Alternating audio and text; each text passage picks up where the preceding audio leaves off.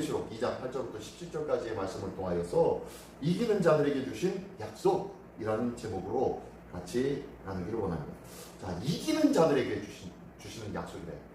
제가 항상 이렇게 설교 시간이나 또한 문자나 이런 기도 시간이나 많이 쓰는 내용 중에서 승리하세요.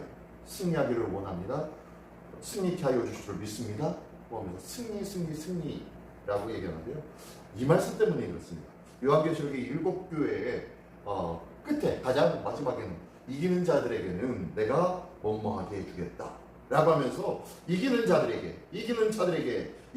내가 사망의 해를 받지 않게 해주겠다. 이기는 자들에게는 내가 만나와 hin도를 줄 것이다. 이러면서 말씀하고 있는 것이 오늘 본문에도 있죠. 이렇게 이기는 자들에게 하나님께서 은혜를 주시고 그리고 더욱더 크신 역사를 베풀어 주시겠다고 약속해 주셨는데 그 이기는 자들에게 주시는 약속이 무엇인지 오늘 말씀을 통하여 알기를 원합니다. 자, 오늘 예수님은요, 우상숭배를 거부하며 가난하게 살아가는 이 서문학교회 사람들, 서문학교회 성도들을 칭찬하고 있습니다. 또한 그와 반면에 또 버가모교회 사람들에게 말하기를요, 너희가 어떻게 재물을 먹는 문제로 시험에 빠져서 우상숭배와 어떻게 타협하면서 사냐? 라고 하면서 회개를 촉구하기도 하는 말씀의 내용이 오늘 본문의 내용인데요. 한 절 한 절씩 읽으며 같이 나누기로 합니다. 먼저 8절부터 11절까지의 내용이 서문학교회에 보내는 말씀입니다. 아시아의 7교회 중에서 서문학교회와 그다음에 빌라델피아 교회, 이 두 교회에는요 책망이 없었어요. 다른 교회들은 다 책망이 있었습니다. 칭찬도 있었고 책망도 있었는데요, 서문학교회와 빌라델피아 교회, 이 두 교회는 칭찬만 있었습니다. 그래서 서빌교회 하는데요, 서문학교회, 빌라델피아 교회, 서빌교회처럼 하나의 배 칭찬받는 교회 되기를 예수님의 이름으로 축원합니다. 자, 서문학교회가 어떤 칭찬을 받았나 볼게요. 8절에 보니까 서문학교회 사자에게 편지하라. 처음이요 마지막이요 죽었다가 살아나신 이가 이르시되 하면서 시작합니다. 자, 처음이요 마지막이요, 이게 누구입니까? 하나님이시죠. 처음과 마지막이 되시는 하나님. 그리고 죽었다가 살아나신 이는 누구예요? 예수님을 상징하고 있죠. 예수님이 성자 하나님 아닙니까? 예수님이 하나님 아니십니까? 그래서 지금 예수님을 가리키고 있는 거예요. 처음이요 마지막이신 성부 하나님의, 그러니까 하나님의 권세를 가지신 성자 하나님이신 예수님, 죽었다가 다시 살아나신 부활의 예수님이 말씀을 하십니다. 자, 뭐라고 말씀하시냐면, 9절입니다. 내가 내게 환난과 궁핍을 내 환난과 궁핍을 알거니와. 하나님이 아신대요. 예수님이 아신대요. 자, 지난주에 아신다. 내가 무엇을 알고 무엇을 안다 라고 예수님이 말씀하셨죠. 에베소 교회에다가. 그것처럼요, 또 이 서문학교회에 아는 게 있어요. 뭘 아냐면, 너희가 당하고 있는 지금 환난과 궁핍을 내가 알고 있어. 너희가 핍박을 받고 너희가 고난을 당함으로 인해서 먹고 살기조차도 힘들다는 거 내가 알고 있어. 너희의 환난 속에 그 궁핍함을 내가 알고 있다는 거야. 하나님이 알고 계시면은 우리는 되는 줄 믿습니다. 우리에게는요, 하나님이 알고 계시면 되는 거예요. 왜? 하나님은요, 가장 적합한 때에 하나님의 놀라운 은혜를 베푸시기 때문입니다. 우리가 가장 힘들고 어려운 때, 내가 지금인 것 같아서 지금 구하고 있는데 하나님의 응답이 없으세요. 그러면 언제요? 반드시 더 중요한 때가 있다는 것을 기억하십시오. 자, 어쨌든 내가 그것을 안돼요. 우리 하나님이 그것을 아신대요. 우리 예수님이 아신대요. 무엇을 아시냐 봤더니요, 네가 지금 환난과 궁핍을 당하면서 힘들고 있지. 그러나 걱정하지 마. 네가 환난과 궁핍 속에 아주 힘들고 어렵다고 생각하지만 내가 너희를 보기에는 너희는 아주 부유한 자야 라고 하면서 말씀합니다. 실상은 네가 부유한 자니라 라고 하면서 말씀합니다. 하나님의 은혜가 이 말씀 속에 큰 다짐과 그리고 믿음이 될 수 있는 우리 모두가 되기를 원합니다. 우리 하나님이 아시기만 한다면은 우리의 삶은 늘 부유하게 되어질 줄 믿습니다. 부유함 가운데 있게 될 줄 믿습니다. 이 부유함을 자랑할 수 있는 우리 모두가 되기를 원합니다. 근데요, 계속 보니까 자칭 유대인이라는 자들의 비방도 알거니와, 자, 너희를 환난과 궁핍으로 몰고 있는 유대인의 비방을 내가 알고 있다. 유대인들의 비방을 알고 있다. 근데 그들이 유대인이냐 하면서 실상은 유대인이 아니요 사단의 회당이다 라고 하면서 유대인의 모임이 아니고 사탄의 모임이야. 사탄의 모임. 그들은 그러니까 그들의 말에 귀 기울일 필요가 있다 없다? 없다라는 거예요. 그들의 말을 귀 기울여라 말아라? 네, 절대로 귀 기울이지 말라는 거예요. 이게 바로 예수님께서 말씀하셨습니다. 우리는요 환난 가운데 거하게 되어지면은 더욱더 큰 위기의식을 느끼면서 어떤 방책이라도 어떤 말이라도 그것이 귀하고 그것이 나를 위할 것 같고 그것이 정말로 이 문제를 해결해 줄 것만 같아요. 그러나 그들의 말에 귀를 기울이지 말아라. 기울이지 말래. 그들은 사탄의 회당이야. 너희를 유혹하는 자들이야 라고 말씀하고 있습니다. 그러면서 그러나 너희들 기억해라. 진짜 너는 장차받을 고난을 두려워하지 말라. 볼지어다 마귀가 장차 너희에게 몇 사람을 오게 던져 시험을 받게 하리니 너희가 10일 동안 환난을 받으리라 라고 하면서 이 무슨 말씀이냐면 너희가 고난을 받긴 받을 거야. 그런데 걱정하지 마. 두려워하지 마. 왜? 너희가 10일 동안 잠깐 짧게 환난을 잠깐 받을 거야. 그 환난 때문에 절망하지 마. 좌절하지 마. 실망하지 말고 외면하지 말고 배교하지 말고 나만 믿고 나만 붙잡고 있기를 원한다 라고 말씀하십니다. 그러면서 위로해 주시는 거예요. 걱정하지 마. 딱 10일이야. 잠깐의 10일이야. 짧은 10일이야 라고 말씀하시면서 끝까지 네가 죽도록 충성해라. 그래야면 내가 생명의 판을 너에게 주리라 라고 말씀합니다. 우리가 잘 알고 있는 말씀이죠. 네가 죽도록 충성하라. 그래야면 내가 생명의 멸관을 주리라. 이 충성이라는 것이 뭐예요? 한마디로요. 너희가 가지고 있는 지금 이 믿음을 어떠한 상황이든 어떠한 형편이든 변하게 만들지 마. 이 믿음이 변하지 않도록 해 라는 것이 충성이에요. 충성이라는 것이 무슨 뜻이라고 했죠? 네, 신실이라는 뜻은요 변하지 않는다라는 뜻이 신실이라고 했죠. 그러니까 네가 변하지 않는 믿음으로 서라. 그러면 생명의 판을 너에게 준 거야 라고 하면서 변하지 않는 믿음으로 믿음의 충성의 모습을 가지라고 말씀하고 있어요. 그러면서 그런 자에게 어떻게 해요? 귀에 있는 자들은 성령이 교회들에게 하신 말씀을 들을지어다 이기는 자는 둘째 사망의 해를 받지 아니하리라 라고 하면서 자 이기는 자가 받는 것 첫 번째 누구예요? 뭐 어떤 거예요? 예, 사망의 해를 받지 않는데요. 사망의 고통, 사망의 유해를 받지 않는데요. 무슨 소리입니까? 왜요? 우리 앞에 있잖아요. 죽도록 충성해라. 그래야면 내가 생명의 관을 주리라. 생명의 멸류관을 주기 때문에 결단코 사망의 해를 받지 않을 거야 라고 말씀하고 있어요. 근데요 이 내용을 보면 어디 거하고 똑같으면 앞에 에베소 교회 성도들에게 뭐라고 합니까? 에베소 교회 성도들에게 마지막에 이기는 자에게 하면서 7절에 뭐라고 하냐면 이기는 그에게는 내가 하나님의 나그네 있는 생명나무의 열매를 주어 먹게 하리라. 뭐요?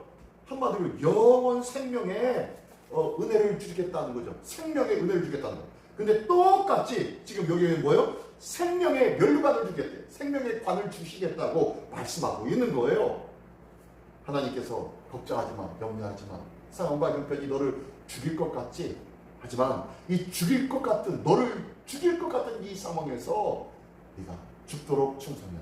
그러면은 내가 영원 생명의 상급으로 너에게 약속할게 라고 말씀하고 있어요. 필생즉사. 어떻게 해요?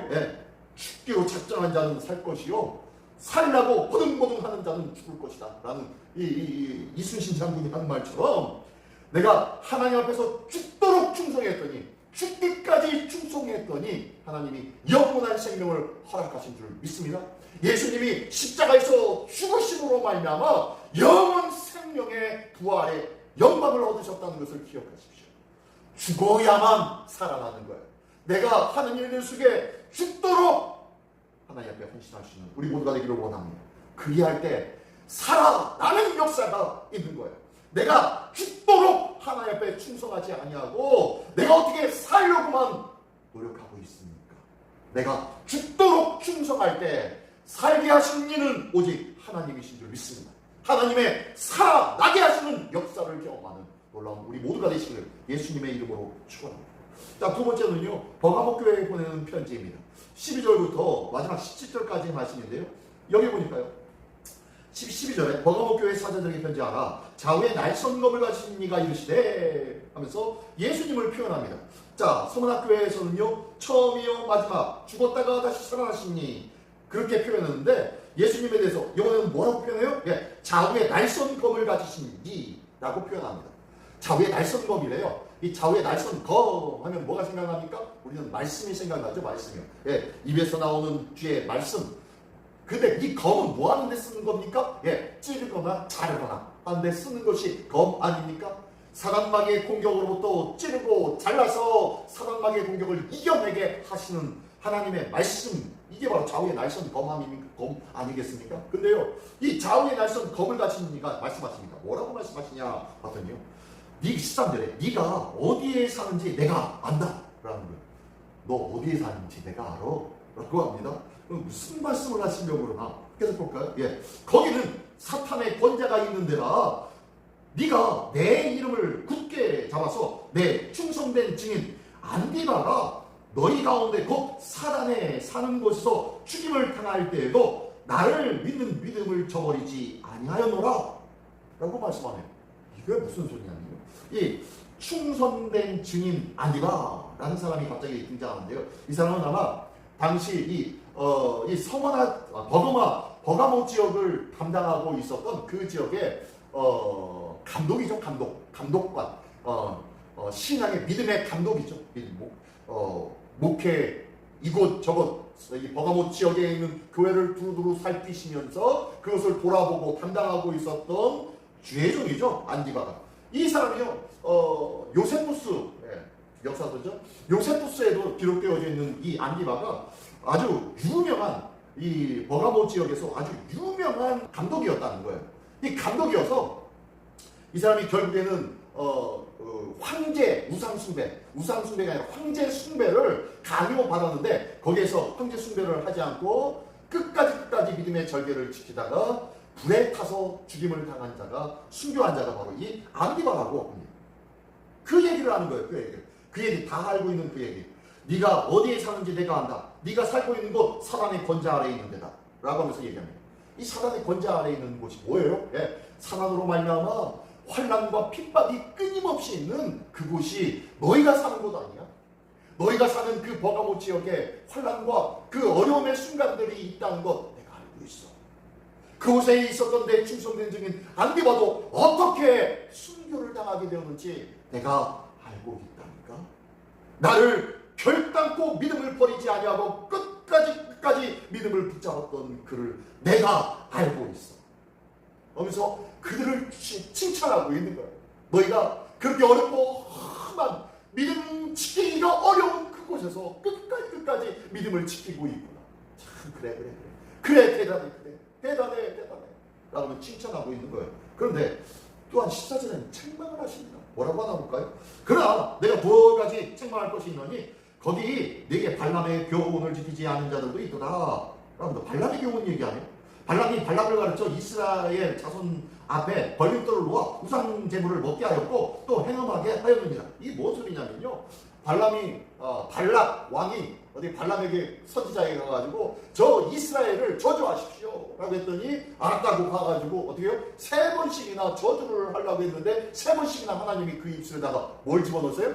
축복의 메시지를 집어넣어가지고 아니 저주하러 갔다가 3번씩이나 이스라엘을 축복하고 돌아오는 거예요. 그러면서 아니 내게 하나님께서 역사하시는데 내가 어떻게 저주를 퍼붓겠습니까? 하면서 이 발락이 왜 시킨 대로 안 했느냐는 말에 그렇게 항변하면서 돌아서려고 합니다. 그랬더니요, 이 발락에게 그러면 내가 한 가지 묘칙을 줄게요 라는 묘칙을 줍니다.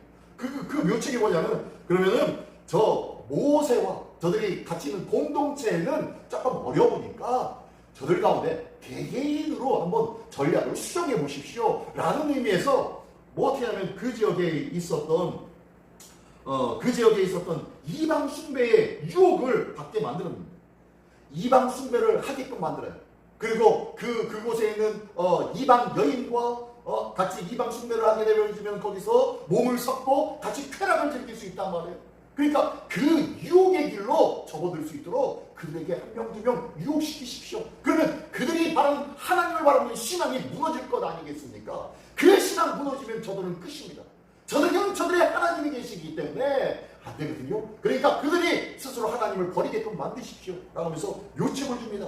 그래서 그대로 했더니 그로 인하여서 이스라엘 백성 가운데 큰 이방신을 섬기고 이방 여인들과 행음하는 일들이 벌어지게 돼요. 이 일로 인해서 하나님께서 칼로 날선 검으로 그들을 쳐 죽이죠. 전염병을 돌게 해서 24,000명을 죽게 만들어 버립니다. 자, 그 얘기를 하는 거예요. 그 얘기를 하면서 너희가 이 발람의 교훈처럼 너희가 자꾸 행음하게 하는구나. 너희 공동체 안에는 별 문제가 없는 줄 알았는데 개개인들을 이렇게 보니까 너희 신앙들이 자꾸 타협하려고 만드네. 개인적인 생활 속에서 너희가 이 뒤에 나오는 누가 15절에 보니까 이와 같이 내게도 니골라당의 교훈을 지키는 자들이 있도다 라고 하면서 니골라당의 교훈을 얘기합니다. 이 니골라당의 교훈은 뭐냐면요, 율법의 그 도덕적 요구들을 무시해버리는 거예요. 예수님 믿으면 구원받는다고 했으니 율법 없어도 돼, 도덕적인 생활 안 해도 돼, 그냥 이 땅에서 예수 믿으면 끝나고 내가 이 땅에서 어떻게 살든 뭐 다시 와가지고 회개하면 되지 뭐 라고 하면서 이런 교훈을 허락한 것이 누구예요? 니골라당이에요. 니골라당이 이런 유혹을 받게끔 만들었다는 거예요. 그러므로 16절에 그러므로 회개하라. 그리하지 않으면 내가 속히 가서 내 입의 검으로 좌우엔 양날선 검으로 어떻게 해요? 그들과 싸웁니다. 그들을 어떻게 해요? 멸하겠다는 거예요. 재판하겠다는 거예요. 심판하시겠다는 거예요. 그러면서 귀 있는 자는 성령이 교회들에게 하신 말씀을 들을지어다 라고 하면서 이기는 그에게는 내가 감추었던 만나를 주고 또 힘도를 줄 터인데 너희가 환난과 궁핍으로 인해서 힘들지. 하지만 내가 그 환난을 넘어선 내가 만나를 줄게. 이 만나는 뭡니까? 영혼의 양식 아닙니까? 영혼의 양식을 주겠고 그 다음에 흰돌을 준대요. 흰돌 이게 뭐냐면 화이트스톤, 백석이죠. 백석. 우리 학교 이름 백석대학교가 기독교 학교인데 백석교회 백석이라는 이름이 많이 있죠. 이게 여기서 나온 거예요. 흰 돌을 줄 터인데 이기는 자에게 흰 돌을 준대요. 흰돌은 어떤 사람들에게 주었냐면요, 경기장에서 우승한 자, 최고 우승한 자에게 흰 돌을 주면서 우승이라고 쓰여 있는 돌을 줍니다. 아니면은 연회장에 파티장을 만들고 그리고 많은 사람을 초대하는데 그들에게 흰 돌을 다 줘요. 초대하는 사람들에게. 그래서 그 사람들이 올 때 뭘 가지고 와요? 초대장과 같은 이 흰돌을 가지고 오는 거예요. 그래서 이 흰돌을 보여주는 거예요. 또한 정확하지는 않는데 신학자들이 이렇게 묘사합니다. 제사장의 품에 우림과 둠빔이 있는데 이게 뭐냐라는 거예요. 이것으로 인해서 하나님의 뜻을 판단하는 것이라고 했는데 이게 아마 검은 돌과 흰 돌이 아마 우림과 둠빔이 아니냐라고 추정하기도 합니다. 그 정도로 흰 돌은 하나님의 응답하심, 검은 돌은 하나님이 부정하심 이런 것으로 판단하는 것이 아니냐라고 추정하기도 하는데 어쨌든 흰 돌은요, 하나님께서 인정하시고 하나님께서 받아주시는 돌, 바로 흰 돌을 말하고 있어요. 그래서 백석이라는 이 흰 돌은요, 하나님의 은혜요, 하나님의 기쁨이요, 하나님의 인정하심이라는 거예요. 이것을 주시겠대요. 하나님의 영적인 양식과 그리고 하나님의 어떻게 해요? 자격증과 같은 증거를 보여주겠다고 말씀하고 있는 거예요.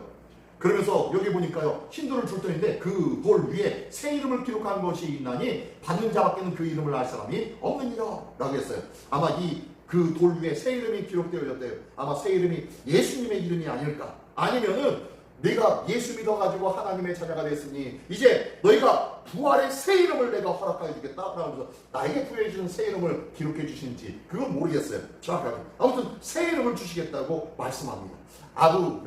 아브라함으로, 사레가 사라로, 야곱이 이스라엘로, 시몬이 베드로로 이렇게 이름이 바뀌어졌던 것처럼 우리에게 새 이름을 주시겠다고 말씀하십니다. 우리에게 새 이름을 받는 참 이기는 자, 승리자가 되실 수 있는 우리 모두가 되시기를 예수님의 이름으로 축원합니다. 이를 위해서 우리에게 타협이 없어야 할 줄 믿습니다. 이를 위해서는요, 우리가 오직 주님만을 붙잡는 신실한 믿음이 있어야 할 줄 믿습니다. 이 신실한 믿음, 이 타협이 없는 믿음, 이 믿음으로 말미암아 이기게 되어진다는 것을 믿으시면서 오늘도 이기는 자에게 주신 귀한 약속을 다시 한번 기억하며 하나님 앞에 어떠한 상황이든지 이기는 믿음의 삶을 살게 하여 주시옵소서. 주님 앞에 구하는 우리 모두가 되시기를 예수님의 이름으로 축원합니다. 기도하겠습니다. 하나님 아버지 감사합니다.